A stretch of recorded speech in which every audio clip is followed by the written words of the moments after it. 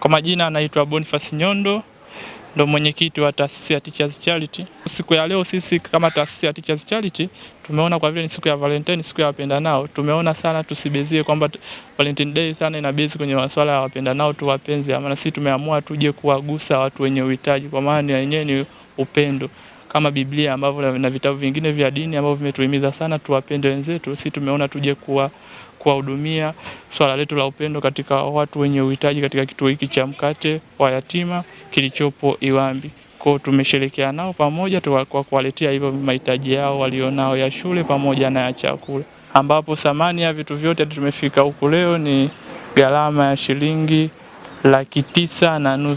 Pia tumeweza kumsaidia mtoto mmoja hela yake ya gharama ya matibabu ya macho, miwani ambayo thamani yake ni shilingi 1,120,000.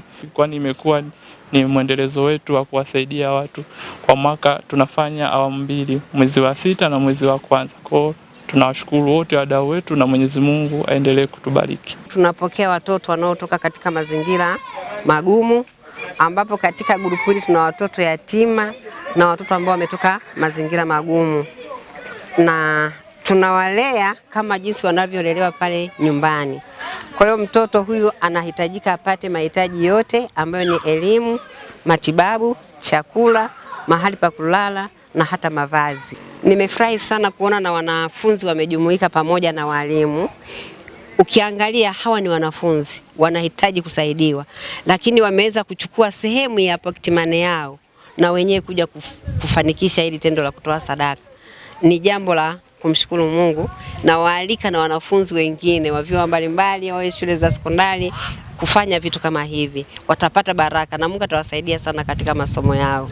Hivyo sisi kama kituo hiki tungetamani pia na taasisi zingine zione umuhimu wa kuwahudumia watoto kama hawa.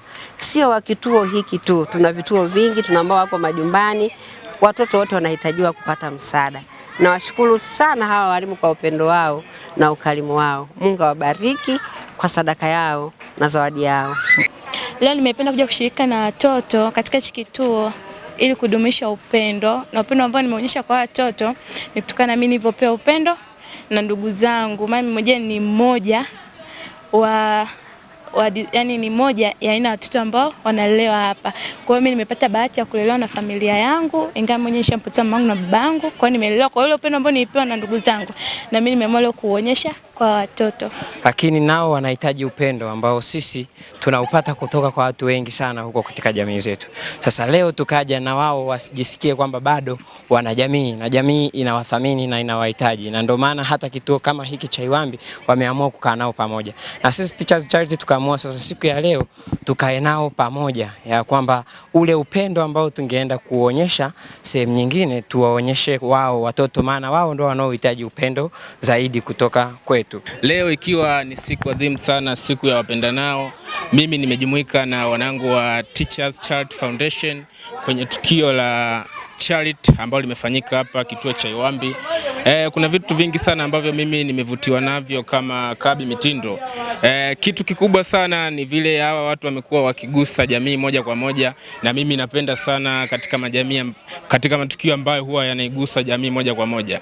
Lakini pia nipende kutoa rai kwa jamii kwa ujumla, wafanyabiashara na watu ambao sio wafanyabiashara, wawe na moyo wa kujitolea, wajumuike na watu mbalimbali kama hivi ambavyo mimi nimejumuika na Teachers Foundation kwenye tukio hapa la charity. Naomba na matukio mengine ambayo yanakuja, wafanyabiashara na jamii kwa ujumla tuweze kushiriki ili tuweze kuwapa faraja watoto yatima na watu ambao wanaishi katika mazingira magumu. Nimeamua kuitoa siku yangu kuja kutembelea hawa watoto kwa sababu naamini, kwa sababu ni hawana wazazi na sisi tumebarikiwa wazazi. Kwa hiyo naamini kitendo cha sisi kufika hapa ni tunawapa faraja kubwa. Naamini kwamba tupo pamoja nao, hatujawatenga. Dunia bado haijawaacha peke yao.